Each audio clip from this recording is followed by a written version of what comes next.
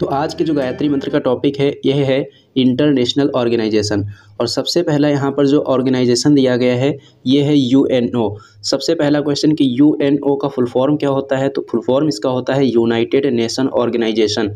इसकी स्थापना कब हुई थी, तो इसकी स्थापना हुई थी 24 अक्टूबर 1945 को। कब हुई थी? 24 अक्टूबर 1945 को हुई थी।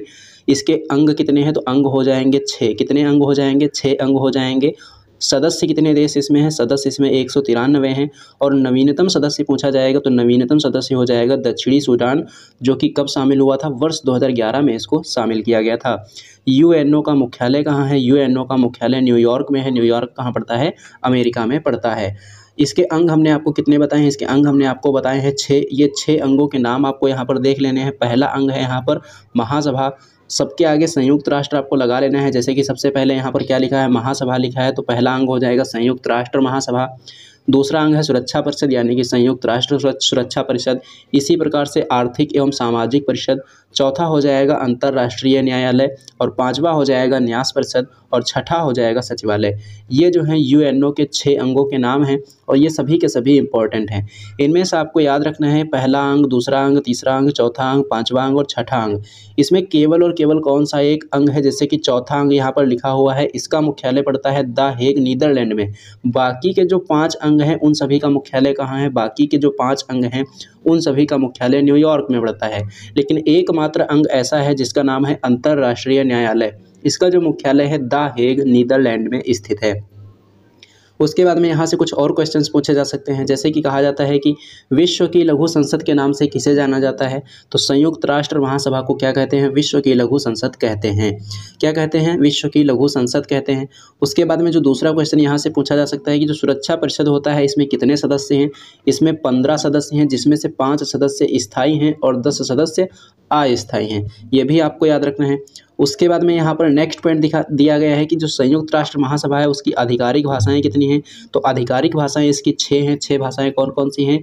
अंग्रेजी हो जाएगी, फ्रेंच हो जाएगी, चीनी हो जाएगी, रूसी हो जाएगी, अरबी हो जाएगी और स्पेनिश हो जाएगी। ये इसकी आधिकारिक भाषाएं हैं। उसके बाद में दूसरा संगठन है यहाँ पर विश्व बैंक और अंतर्राष्ट्रीय मुद्रा कोष। इन दोनों को क्या कहा जाता है? इन दोनों को जुड़वा बहनों के नाम से जाना जाता है। बहुत ही प्यारा प्रश्न पूछा जाता है कि जुड़वा बहनों के नाम से कौन सी संस्थाओं को जाना जाता है, तो उत्तर हो जाएगा इसका विश्व बैंक और अंतर्राष्ट्रीय मुद्रा कोष। विश्व बैंक और अंतर्राष्ट्रीय मुद्रा कोष की जो स्थापना है 1944-45 में हुई थी। कौन से सम्मेलन में? ब्रेटन वुड्स सम्मेलन में इन दोनों की स्थापना हुई थी। इन दोनों का मुख्यालय कहाँ है? इन दोनों का मुख्यालय वाशिंगटन डीसी में है। जब भी वाशिंगटन डीसी की बात आती है तो मैं वहाँ पर आपको बार बार बताता हूँ कि जो इसका डीसी लिखा हुआ है इसका मतलब क्या होता है? डिस्ट्रिक्ट ऑफ कोलंबिया होता है। क्या होता है? District of Columbia. उसके बाद में आईएमएफ यानी कि अंतर्राष्ट्रीय मुद्रा कोष। अंतर्राष्ट्रीय मुद्रा कोष की जो मुद्रा है वो क्या है? एसडीआर है, जिसका मतलब होता है स्पेशल ड्राइंग राइट। आईएमएफ की नवीनतम सदस्य अगर पूछा जाएगा तो आईएमएफ का नवीनतम सदस्य कौन सा हो जाएगा? अंडोरा। और ये इसका कौन से नंबर का मेंबर है? 190वें नंबर का ये इसका मेंबर है। उसके बाद में नेक्स्ट देखेंगे तो नेक्स्ट यहाँ पर दिया गया है सार्क। सार्क की फुल फॉर्म पूछी जाती है तो आपको बताना होगा south Asian association for regional corporation, जो है ये इसकी फुल फॉर्म हो जाएगी। सार्क में कितने सदस्य हैं? सार्क में जो सदस्य हैं 8 हो जाएंगे। और स्थापना इसकी कब हुई थी? स्थापना इसकी हुई थी 1985 में ढाका घोषणा पत्र के द्वारा इसकी स्थापना की गई थी। मुख्यालय इसका कहाँ है? मुख्यालय इसका काठमांडू नेपाल में है। कहाँ है? काठमांडू नेपाल में। उसके बाद में इसके सभी मेंबर कौन कौन से हैं, तो सभी मेंबर के नाम आपको याद रखना है। भारत हो जाएगा, पाकिस्तान, अफगानिस्तान, नेपाल, भूटान, बांग्लादेश, श्रीलंका और मालदीव। ये इसके 8 मेंबर हो जाएंगे।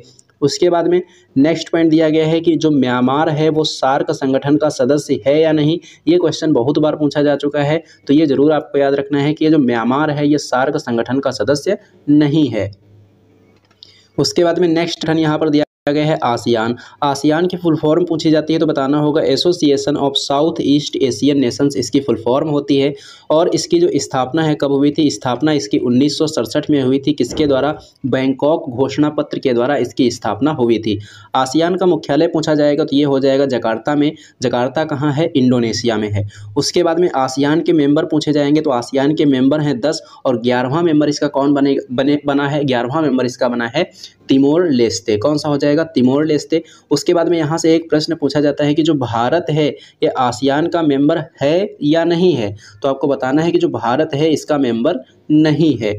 उसके बाद में नेक्स्ट पॉइंट की बात करेंगे तो नेक्स्ट पॉइंट है यहाँ पर कि भारत आसियान संबंधों की शुरुआत कब हुई थी। भारत आसियान संबंधों की जो शुरुआत है ये 1992 में हुई थी और 2022 में इसके संबंधों की कौन सी वर्षगांठ मनाई गई है, 2022 में इसके संबंधों की 30वीं वर्षगांठ मनाई गई है। उसके बाद में नेक्स्ट पॉइंट की बात करेंगे तो नेक्स्ट पॉइंट यहाँ पर दिया गया है G7 संगठन से संबंधित। G7 संगठन में कितने सदस्य देश हैं, इसमें 7 सदस्य देश हैं। इसको ट्रिक से याद रख सकते हैं तो गर्लफ्रेंड को जूस पिलाना है, ये इसकी ट्रिक है। गर्लफ्रेंड में जो GF यहाँ लिखा हुआ है, G का मतलब हो जाएगा जर्मनी, F का मतलब हो जाएगा फ्रांस। जो जूस लिखा हुआ है J का मतलब हो जाएगा जापान, U का मतलब हो जाएगा अमेरिका, I का मतलब हो जाएगा इटली, C का मतलब हो जाएगा कनाडा और E का मतलब हो जाएगा इंग्लैंड। अभी हाल ही में G7 की जो 48वीं बैठक हुई है, कहाँ हुई है, G7 की जो 48वीं बैठक है ये जर्मनी में हुई है।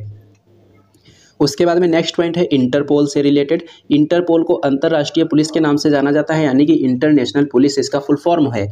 और उसके बाद में इसकी स्थापना पूछी जाएगी कि इसकी स्थापना कब हुई थी, तो इसकी स्थापना हुई थी 1923 में।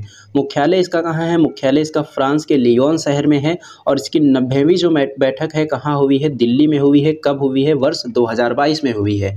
नेक्स्ट पॉइंट की बात करेंगे तो नेक्स्ट पॉइंट यहाँ पर दिया गया है एमनेस्टी इंटरनेशनल। एमनेस्टी इंटरनेशनल की स्थापना कब हुई थी, 1961 में हुई थी और मुख्यालय इसका कहाँ है, मुख्यालय इसका लंदन में है। नेक्स्ट पॉइंट की बात करेंगे तो नेक्स्ट पॉइंट यहाँ पर दिया गया है ADB से संबंधित। ADB का मतलब क्या है, एशियन डेवलपमेंट बैंक इसका मतलब है। इसका मुख्यालय कहाँ है, इसका मुख्यालय हो जाएगा फिलीपींस के मनीला में। कहाँ पर, फिलीपींस के मनीला में। और इसकी स्थापना कब हुई थी, इसकी स्थापना हुई थी 1966 में। एशियन डेवलपमेंट बैंक की स्थापना कब हुई थी, 1966 में हुई थी। उसके बाद में नेक्स्ट पॉइंट की बात करेंगे तो नेक्स्ट पॉइंट दिया गया है WTO से संबंधित। WTO का मतलब क्या है, वर्ल्ड ट्रेड ऑर्गेनाइजेशन इसका फुल फॉर्म हो जाएगा। स्थापना इसकी 1 जनवरी 1995 को हुई थी। मुख्यालय इसका जिनेवा में है और इसके सदस्य देशों की संख्या कितनी है, 164 है। और इसकी पहली महिला हेड कौन है, नागोजी ओंकाजा-इवेला हैं। कौन है, नागोजी ओंकाजा-इवेला हैं। इनका संबंध कौन से देश से है, नाइजीरिया से है। नेक्स्ट पॉइंट है UNEP से रिलेटेड। UNEP का मतलब क्या है, यूनाइटेड नेशन इन्वायरमेंट प्रोग्राम इसका फुल फॉर्म हो जाएगा। इसकी स्थापना हुई थी 5 जून 1972 को। 5 जून 1972 को इसकी स्थापना हुई थी, इसीलिए प्रतिवर्ष 5 जून को कौन सा दिवस मनाते हैं, विश्व पर्यावरण दिवस मनाया जाता है। लेकिन अगर पूछा जाए कि विश्व पर्यावरण दिवस पहली बार कब मनाया गया था, तो विश्व पर्यावरण दिवस जो है पहली बार ये 1974 को मनाया गया था। अब उसके बाद में बात आती है UNEP के मुख्यालय की। तो UNEP का जो मुख्यालय है ये कहाँ है, केन्या की राजधानी नैरोबी में है। कहाँ है, केन्या की राजधानी नैरोबी में। नेक्स्ट पॉइंट है ओपेक से रिलेटेड। ओपेक का मतलब क्या है, पेट्रोलियम निर्यातक देशों के लिए एक संगठन है। क्या है, पेट्रोलियम निर्यातक देशों का संगठन कौन सा है, ओपेक है। और इसकी स्थापना कब हुई थी, 1960 में हुई थी। मुख्यालय इसका कहाँ है, ऑस्ट्रिया की राजधानी वियना में इसका मुख्यालय है। 1960 में एक संगठन की और स्थापना होती है, Border Road Organisation, BRO। BRO की स्थापना कब हुई थी, 1960 में ही हुई थी। ये भी आपको यहाँ से याद रख लेना है। उसके बाद में नेक्स्ट पॉइंट है यूरोपियन यूनियन से संबंधित। यूरोपियन यूनियन की बात करेंगे तो यूरोपियन यूनियन में कितने सदस्य देश हैं, इसमें 27 हैं। मुख्यालय इसका ब्रुसेल्स में है। मुख्यालय कहाँ है, ब्रुसेल्स में है। और ब्रिटेन इससे अभी हाल ही में अलग हुआ है और इसके अलग होने की घटना को किस नाम से जाना जाता है, ब्रेक्जिट के नाम से जाना गया है। नेक्स्ट पॉइंट है यूनिसेफ से संबंधित। यूनिसेफ का मुख्यालय कहाँ है, न्यूयॉर्क में, न्यूयॉर्क शहर में है। और इसका फुल फॉर्म पूछा जाता है तो फुल फॉर्म क्या हो जाएगा, UN का मतलब हो जाएगा यूनाइटेड नेशंस, ICEF का मतलब क्या हो जाएगा, इंटरनेशनल चिल्ड्रंस इमरजेंसी फंड। यानी कि अगर तरीके से देखेंगे तो इसका फुल फॉर्म क्या हो जाएगा, United Nations International Children's Emergency Fund इसका फुल फॉर्म हो जाएगा। स्थापना यूनिसेफ की कब हुई थी, स्थापना हुई थी इसकी 1946 में। उसके बाद में नेक्स्ट पॉइंट है अंकटाड। अंकटाड की बात करेंगे तो इसकी स्थापना कब हुई थी, इसकी स्थापना 1964 में हुई थी। मुख्यालय इसका कहाँ है, मुख्यालय इसका जिनेवा में है। नेक्स्ट पॉइंट की बात करेंगे तो अंकटाड का फुल फॉर्म अगर पूछा जाए तो अंकटाड का फुल फॉर्म क्या हो जाएगा, United Nations conference on trade and development इसका फुल फॉर्म हो जाएगा। नेक्स्ट पॉइंट है WWF से संबंधित। WWF का मतलब क्या है, world wide fund for nature इसका फुल फॉर्म हो जाएगा। World wide fund for nature इसका फुल फॉर्म हो जाएगा। इसका मुख्यालय कहाँ है, स्विट्जरलैंड ग्लैंड में इसका मुख्यालय होगा। और स्थापना इसकी कब हुई थी, 1961 में हुई थी। और लोगो इसका क्या है, लोगो इसका हो जाएगा पांडा। लोगो क्या है इसका, लोगो है इसका पांडा। नेक्स्ट संगठन है यहाँ पर IUCN। आई इनका मतलब मतलब क्या है, international union for conservation of nature. इसको, ये जो है रेड डाटा बुक कौन जारी करता है, इससे ये प्रश्न पूछा जाता है। बहुत ही प्यारा प्रश्न पूछा जाता है कि रेड डाटा बुक कौन सा संगठन जारी करता है, तो रेड डाटा बुक जो है ये IUCN के द्वारा जारी की जाती है। IUCN की स्थापना 1948 में हुई थी। मुख्यालय इसका ग्लैंड स्विट्जरलैंड में है। नेक्स्ट पॉइंट है FATF। FATF का फुल फॉर्म पूछा जाएगा तो इसका फुल फॉर्म हो जाएगा फिनेंशियल एक्शन टास्क फोर्स, इसका फुल फॉर्म हो जाएगा। स्थापना इसकी कब हुई थी, इसकी स्थापना हुई थी 1989 में। और मुख्यालय इसका कहाँ है, मुख्यालय इसका पेरिस में है। और इसका काम क्या होता है, इसका काम होता है आतंकवाद की फंडिंग को रोकना। नेक्स्ट पॉइंट है यहाँ पर अंतर्राष्ट्रीय ओलंपिक समिति से संबंधित।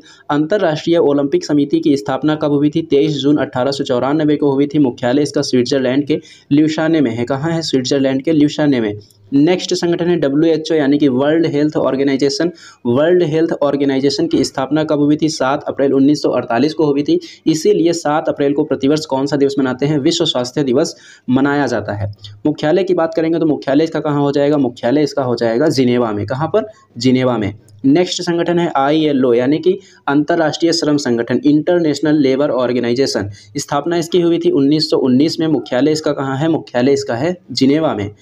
नेक्स्ट पॉइंट की बात करेंगे तो नेक्स्ट पॉइंट है यहाँ पर नाटो। नाटो की स्थापना कब हुई थी, 1949 में हुई थी। सदस्य कितने हैं, सदस्य इसमें हैं 30। और मुख्यालय इसका कहाँ है, बेल्जियम की राजधानी ब्रुसेल्स में है।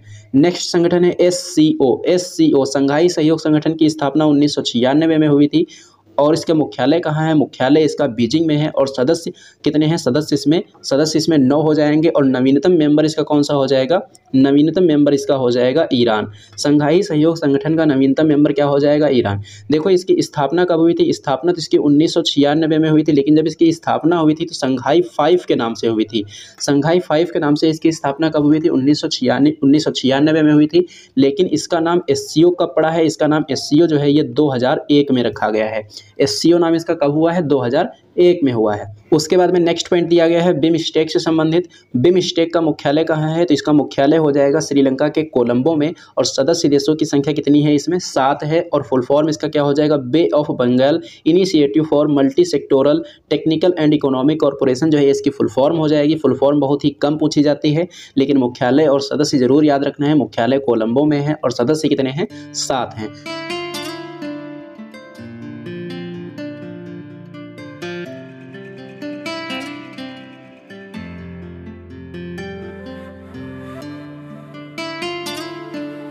हेलो दोस्तों, आप सभी का स्वागत है आपके अपने यूट्यूब चैनल लर्न विद एजे पर। दोस्तों आज है 31 मार्च और आज की इस क्लास में हम लोग 30 मार्च 2023 को जो कुमार गौरव सर के द्वारा करंट अफेयर्स की क्लास करवाई गई थी, उस क्लास का आज की इस वीडियो में हम लोग रिवीजन करने वाले हैं।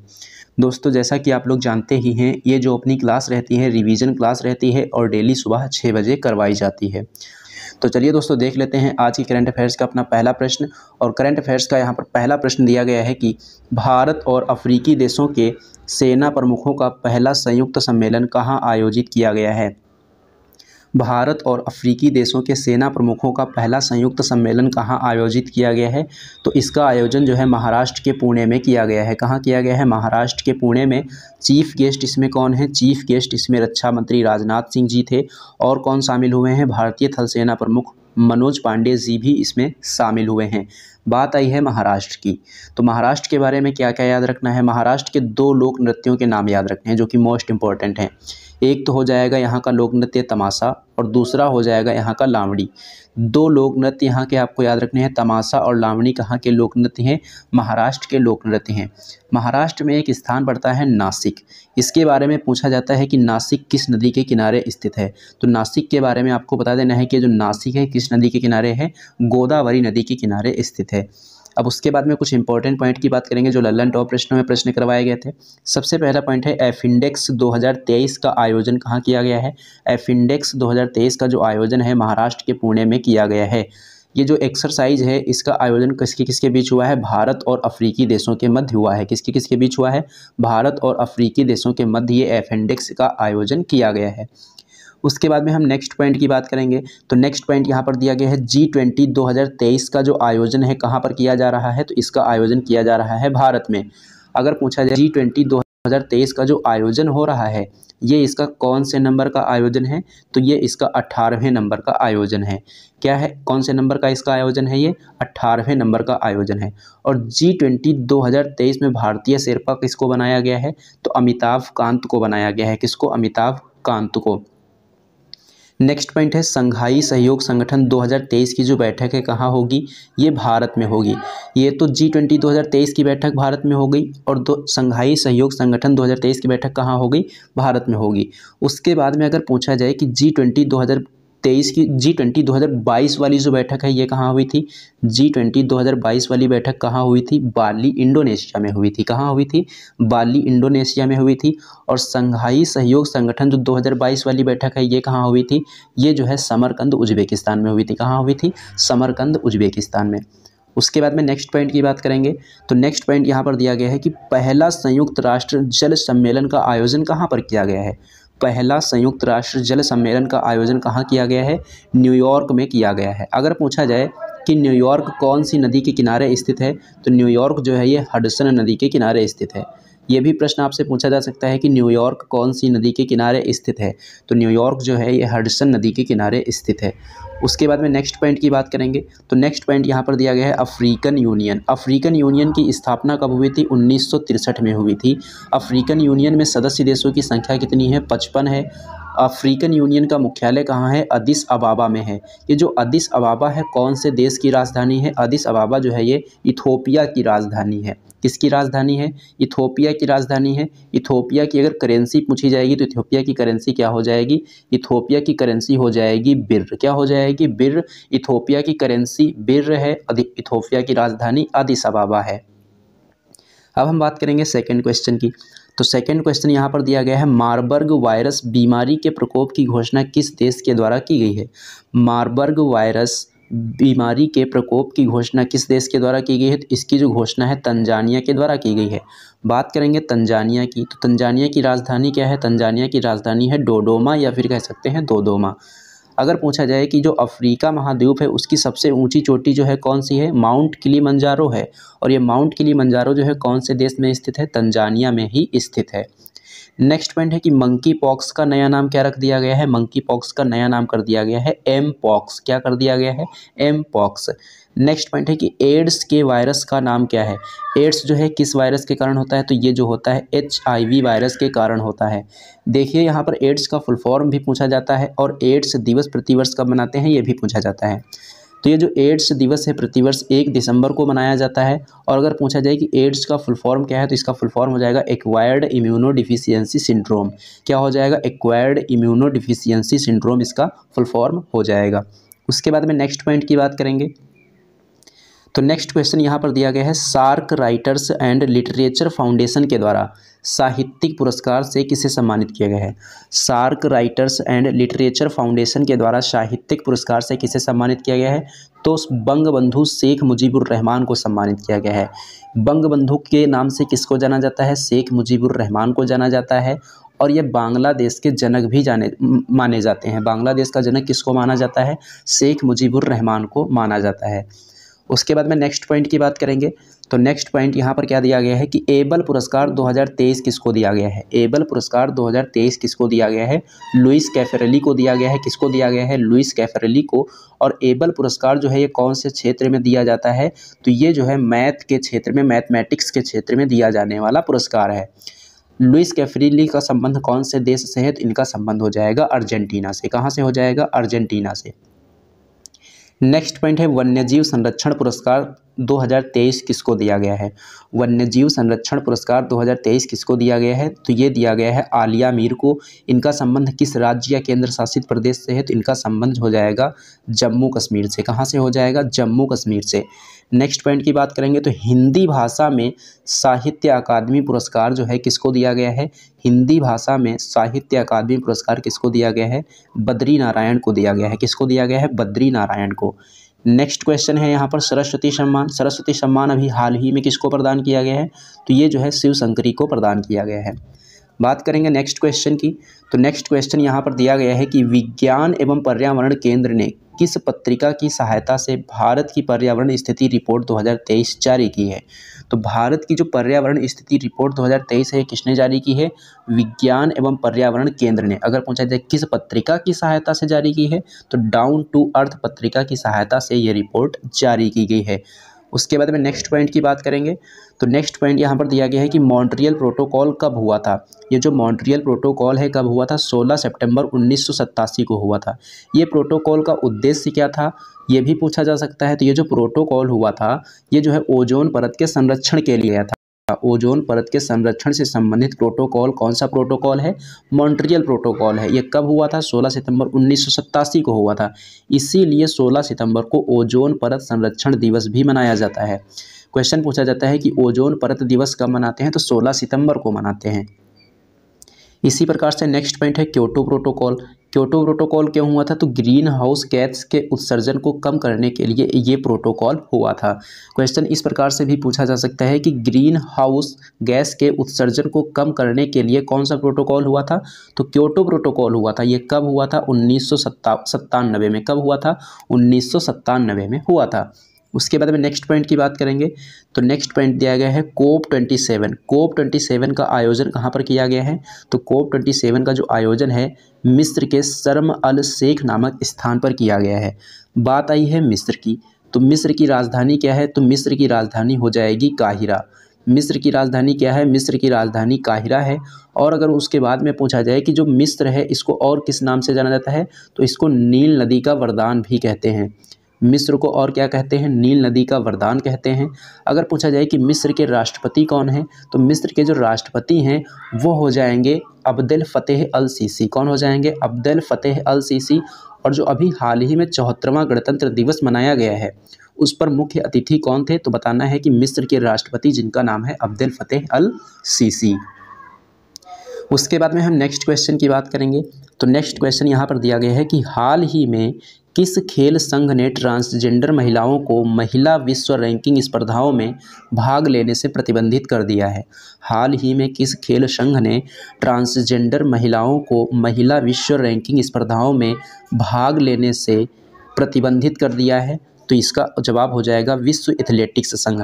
और ऐसा किस किस के द्वारा किया जा चुका है, तो विश्व रग्बी संघ ने भी प्रतिबंधित कर दिया है और विश्व तैराकी संघ ने भी इसको प्रतिबंधित कर दिया है। विश्व एथलेटिक्स जो संघ है इसके अध्यक्ष कौन है, लॉर्ड कोए हैं। कौन है इसके अध्यक्ष, कौन है इसके अध्यक्ष, हो जाएंगे लॉर्ड कोए। उसके बाद में नेक्स्ट पॉइंट की बात करेंगे। तो नेक्स्ट पॉइंट यहाँ पर दिया गया है कि समलैंगिकता को अपराध की श्रेणी से बाहर किया गया था किसके द्वारा, सुप्रीम कोर्ट के द्वारा।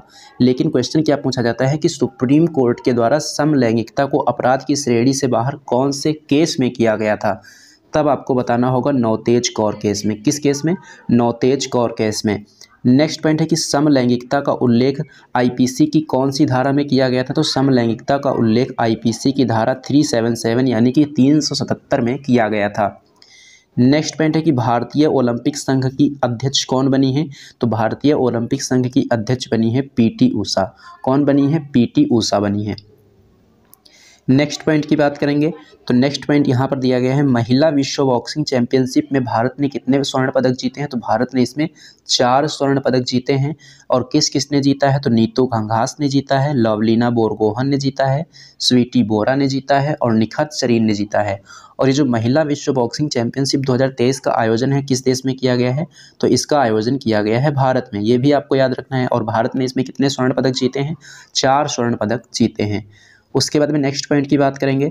तो नेक्स्ट पॉइंट दिया गया है कि कॉमनवेल्थ गेम्स 2022 का आयोजन कहाँ पर किया गया था। कॉमनवेल्थ गेम्स 2022 का जो आयोजन है बर्मिंघम में किया गया। कहाँ पर किया गया, बर्मिंघम में। उसके बाद में नेक्स्ट पॉइंट की बात करेंगे। तो नेक्स्ट क्वेश्चन यहाँ पर दिया गया है कि सार्वभौमिक स्वीकृति दिवस कब मनाया गया है, तो सार्वभौमिक स्वीकृति दिवस जो ये 28 मार्च को मनाया गया है। अगर पूछा जाए कि इसका उद्देश्य क्या है, तो इसका उद्देश्य है डिजिटल समावेशन को बढ़ावा देना। तो 2 पॉइंट याद रखने हैं। सार्वभौमिक स्वीकृति दिवस कब मनाया गया, 26 मार्च को। किस उद्देश्य से मनाया गया है, डिजिटल समावेशन को बढ़ावा देने के उद्देश्य से ये मनाया गया है। कुछ इंपॉर्टेंट डे हैं और ये कब मनाए जाते हैं उसके बारे में यहाँ कुछ पॉइंट लिखे हुए हैं। पहला पॉइंट है कि राष्ट्रीय महिला दिवस कब मनाते हैं, तो राष्ट्रीय महिला दिवस 13 फरवरी को मनाया जाता है। किसके जन्म दिवस पर इसको मनाया जाता है? तो बताना है कि सरोजिनी नायडू जी के जन्म दिवस पर ये मनाया जाता है। अगर हम बात करेंगे सरोजिनी नायडू की, तो उत्तर प्रदेश की पहली महिला राज्यपाल कौन थी? उत्तर प्रदेश की पहली महिला जो राज्यपाल हैं ये थी सरोजिनी नायडू, और उन्हीं के जन्म दिवस पर राष्ट्रीय महिला दिवस प्रतिवर्ष 13 फरवरी को मनाया जाता है। 13 फरवरी को एक और दिवस मनाते हैं, उसका क्या नाम है? विश्व रेडियो दिवस। विश्व रेडियो दिवस कब मनाते हैं? तो विश्व रेडियो दिवस जो है ये 13 फरवरी को मनाया जाता है। नेक्स्ट पॉइंट है कि विश्व जल दिवस कब मनाते हैं? तो विश्व जल दिवस 22 मार्च को मनाते हैं। इसी प्रकार से अगर पूछा जाए कि 22 अप्रैल को कौन सा दिवस मनाते हैं, तो 22 अप्रैल को विश्व पृथ्वी दिवस मनाते हैं। और 22 मई को पूछा जाए कौन सा दिवस मनाते हैं, तो 22 मई को अंतर्राष्ट्रीय जैव विविधता दिवस मनाया जाता है। तो 22 मार्च पूछेगा तो विश्व जल दिवस, 22 अप्रैल पूछेगा तो पृथ्वी दिवस, और 22 मई पूछेगा तो अंतर्राष्ट्रीय जैव विविधता दिवस मनाया जाता है। उसके बाद में नेक्स्ट पॉइंट की बात करेंगे तो पराक्रम दिवस कब मनाते हैं? पराक्रम दिवस 23 जनवरी को मनाते हैं। किसकी जयंती पर? डॉक्टर सुभाष चंद्र बोस की जयंती पर इसको मनाया जाता है। वीर बाल दिवस कब मनाते हैं? वीर बाल दिवस जो है 26 दिसंबर को मनाते हैं। उसके बाद में नेक्स्ट पॉइंट है कि राष्ट्रीय डॉल्फिन दिवस कब मनाते हैं? राष्ट्रीय डॉल्फिन दिवस जो है ये 5 अक्टूबर को मनाया जाता है। तो नेक्स्ट पॉइंट यहाँ पर दिया गया है कि हाल ही में पेंशन सुधारों के अन्वेषण के लिए भारत सरकार ने किसकी अध्यक्षता में समिति का गठन किया है? हाल ही में पेंशन सुधारों के अन्वेषण के लिए भारत सरकार ने किसकी अध्यक्षता में समिति का गठन किया है? तो उत्तर हो जाएगा टीवी सोमनाथन की अध्यक्षता में। अब कुछ महत्वपूर्ण समितियां लिखी हैं और इनका संबंध किससे है, इसके बारे में यहाँ पर कुछ पॉइंट लिखे हुए हैं। सबसे पहला पॉइंट है कि राजा चिलैया समिति का संबंध किससे है, यानी कि राजा चिलैया समिति का गठन क्यों किया गया था? तो कर सुधार के लिए इसका गठन किया गया था। नरसिम्हन समिति का संबंध किससे है? बैंकिंग सुधार से इसका संबंध है। सुरेश तेंदुलकर समिति का संबंध किससे है? तो इसका संबंध गरीबी का आकलन करने के लिए इसका गठन किया गया था। कस्तूरी रंगन समिति का गठन क्यों किया गया था? तो राष्ट्रीय शिक्षा नीति 2020 को लागू करने के लिए कस्तूरी रंगन समिति का गठन किया गया। शिवरमन समिति किससे संबंधित है? ये नाबार्ड बैंक से संबंधित है। नाबार्ड बैंक का फुल फॉर्म क्या है? National bank for agriculture and rural development. उसके बाद में बलवंत राय मेहता समिति दी गई है। तो बलवंत राय मेहता समिति का संबंध किससे है? बलवंत राय मेहता समिति का संबंध हो जाएगा त्रिस्तरीय पंचायती राज से। किससे? त्रिस्तरीय पंचायती राज से। अब बात करेंगे नेक्स्ट क्वेश्चन की। तो नेक्स्ट क्वेश्चन यहाँ पर क्या दिया गया है कि स्वास्थ्य का अधिकार विधेयक लाने वाला देश का पहला राज्य कौन सा राज्य बन गया? तो ये बन गया है राजस्थान। कौन सा राज्य बन गया है? राजस्थान बन गया है। और राजस्थान दिवस प्रतिवर्ष कब मनाते हैं? राजस्थान दिवस जो है 30 मार्च को मनाया जाता है। कब मनाया जाता है? 30 मार्च को मनाया जाता है। अब राजस्थान की बात करेंगे तो सोजत की मेहंदी, सोजत की मेहंदी जो है इसका जीआई टैग किसको दिया गया है? सोजत की मेहंदी का जीआई टैग दिया गया है राजस्थान को। किसको दिया गया है? राजस्थान को। उसके बाद में अगर पूछा जाए कि अंधता नियंत्रण पॉलिसी को लागू करने वाला देश का पहला राज्य कौन सा है? तो अंधता नियंत्रण पॉलिसी को लागू करने वाला जो देश का पहला राज्य है कौन सा है? और वकीलों की सुरक्षा के लिए एक विधेयक लाने वाला देश का पहला राज्य कौन सा हो जाएगा? वकीलों की सुरक्षा के लिए विधेयक लाने वाला देश का पहला राज्य कौन सा है? राजस्थान है। तो ये सभी पॉइंट राजस्थान से संबंधित आपको पता होने चाहिए। उसके बाद में हम बात करेंगे नेक्स्ट क्वेश्चन की। तो नेक्स्ट क्वेश्चन दिया गया है कि स्कॉटलैंड के मंत्री पद पर किसे नियुक्त किया गया है? स्कॉटलैंड के मंत्री पद पर किसे नियुक्त किया गया है? तो हमजा यूसुफ को नियुक्त किया गया है और ये यहाँ के मंत्री बनने वाले पहले मुस्लिम व्यक्ति हैं। उसके बाद में नेक्स्ट पॉइंट है कि एनडीबी की नई प्रमुख किसको बनाया गया है? तो एनडीबी की नई प्रमुख कौन बनी है? डिल्मा रूसेफ बनी है। कौन? डिल्मा रूसेफ बनी है।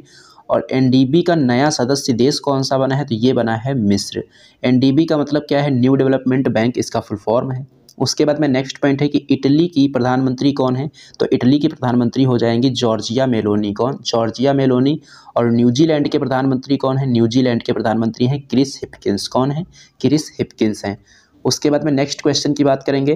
तो नेक्स्ट क्वेश्चन यहाँ पर दिया गया है कि दिल्ली बाल अधिकार संरक्षण आयोग के द्वारा किस राज्य के तपोवन एनजीओ को चिल्ड्रन चैंपियंस अवार्ड प्रदान किया गया है? तो ये असम को प्रदान किया गया है। अगर हम बात करेंगे असम की तो यहाँ का एक क्लासिकल डांस याद रखना है। कौन सा? सत्रिया। सत्रिया जो है कहाँ का क्लासिकल डांस है? ये असम का क्लासिकल डांस है, यानी कि असम का शास्त्रीय नृत्य है।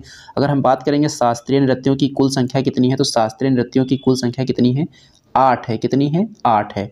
उसके बाद में अगर बात करेंगे तपोवन एनजीओ के फाउंडर की, तपोवन एनजीओ के फाउंडर कौन है? तो कुमुद कलिता हैं। कौन? कुमुद कलिता। और भारत का नवीनतम राष्ट्रीय उद्यान जो कि देहिंग पटके राष्ट्रीय उद्यान है, ये कहाँ स्थित है? ये असम में स्थित है। कहाँ स्थित है? असम में। और ब्रह्मपुत्र नदी को तिब्बत में क्या कहा जाता है? सांगपो कहा जाता है। क्या कहा जाता है? सांगपो कहा जाता है। और माजुली द्वीप जो है विश्व का सबसे बड़ा नदी द्वीप है। ये कौन सी नदी पर स्थित है? ब्रह्मपुत्र नदी पर स्थित है। तो दोस्तों ये था आज का आपका सेशन। ये सेशन आपको कैसा लगा है कमेंट बॉक्स में कमेंट करके ज़रूर बताना। अगर ये सेशन आपको पसंद आया हो तो इसे लाइक करना और इसे अपने दोस्तों में ज़्यादा से ज़्यादा शेयर भी करना। और हाँ दोस्तों, अगर आप लोगों ने अभी तक हमारे चैनल को सब्सक्राइब नहीं किया है तो चैनल को सब्सक्राइब कर लेना और बेल आइकन पर क्लिक करके ऑल पर जरूर क्लिक कर लेना, जिससे कि इस चैनल पर जब भी कोई वीडियो अपलोड की जाए तो उसका नोटिफिकेशन आपको सबसे पहले मिले। तो चलिए दोस्तों, मिलते हैं अब हम लोग एक नेक्स्ट वीडियो में।